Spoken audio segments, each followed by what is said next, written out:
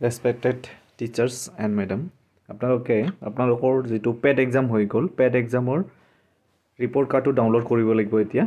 এইটো ডাউনলোড কৰিবৰ কাৰণে আপোনালোকে সুইফট চাৰ্ট ওপেন কৰিব প্ৰথমতে সুইফট চাৰ্ট ওপেন কৰি পেলাই আপোনালোকে ৰাইট হেণ্ড সাইডত দেখা পাব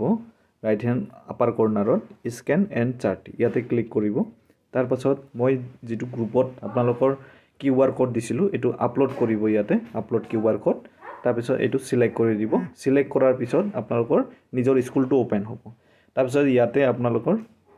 ক্লাসটো সিলেক্ট কৰিব ক্লাস 3 সিলেক্ট কৰাৰ পিছত এনেকৈ আপোনাৰ এটো ডাউনলোড হ'ব এটো ওপেন কৰিব ওপেন কৰাৰ পিছত ইয়াতে আপোনালোকে এনেকৈ সেন্ড ফাইল কৰি দিব পাৰিব বা সেভ কৰিব বা ডাউনলোড কৰিব পাৰিব নেক্সট বেক আহিব বেক আহি প্লাই আকৌ পেট এটো যাব পেট 2025-26 ইয়াতে যাব ইয়াতে গৈ পেলাই আকৌ ক্লাস 4 আকৌ ক্লাস 5 এনেকৈ তিনটা ডাউনলোড কৰি আপোনালোকে স্কুলত থৈ দিব প্ৰিন্ট আউট কৰি পেলাই